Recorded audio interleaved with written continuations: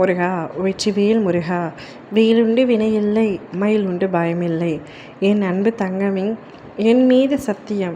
இன்று பௌர்ணமியில் நீ இதை கேட்டு முடித்த 10 நிமிடத்தில் உன்னவரிடமிருந்து உனக்கு அழைப்பு வரப்போகின்றது. இன்று உன் துணை உன்னோடு பேசியே ஆக வேண்டும் என்று தீர்மானித்து விட்டார். நீயும் உன் துணையும் சற்று மனக்கசப்போடு பிரிந்துள்ளீர்கள். இப்பொழுது உன் அன்பானவர், நீ விரும்பியவர் உன்னோடு பேச வேண்டும் என்று முடிவெடுத்து உன்னிடத்தில் பேச போகின்றார். அவர் பேச வருகையில் நிச்சயம் நீயும் பேசிவிடு தங்கமே. முன்பு நடந்த மனக்கசப்புகளை மனதில் வைத்து கொண்டு அவரிடம் பேசாமல் இருக்காதே.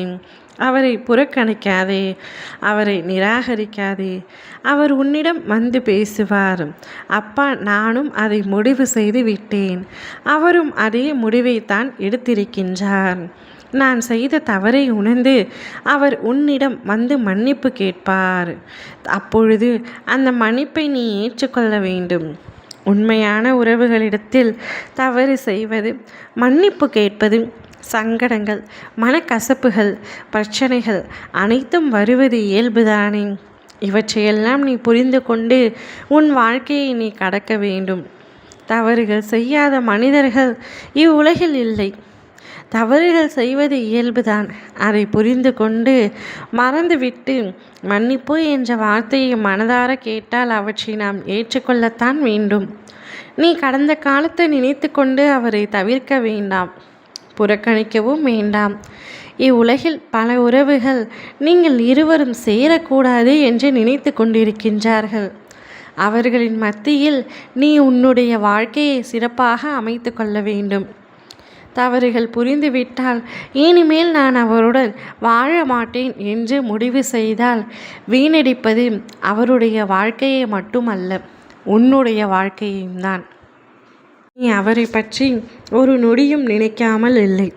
அவரும் இப்பொழுது அதை உணர்ந்திருக்கின்றார். துன்பங்கள், கஷ்டங்கள் அனைத்தையும் மறந்துவிட்டு இன்பத்தை பெற்றுக்கொள் தங்கமே. நீ அவருடன் சீரும் சிறப்புமாக மகிழ்ச்சியாக வாழ வேண்டும் என்பதே இந்த அப்பாவின் ஆசையாகும்.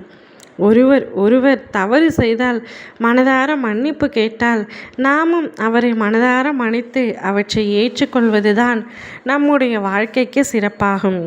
அவருக்காக ஒரு வாய்ப்பை கொடுத்து மகிழ்ச்சியாகவும் நிம்மதியாகவும் வாழ கற்றுக்கொள் தங்கமே. அப்பொழுதுதான் உன் வாழ்க்கை நீ நினைத்தபடி அமையும். உன் துணை நிச்சயம் இன்னும் 10 நிமிடத்தில் உனக்கு அழைப்பு தெரிவிப்பார். அதன் பிறகு உன்னை நேரில் வந்து சந்திப்பார். நீ அவரை ஏற்றுக்கொள். சந்தோஷமாக வாழ முயற்சி செய். உன் அப்பா மீது சத்தியம்.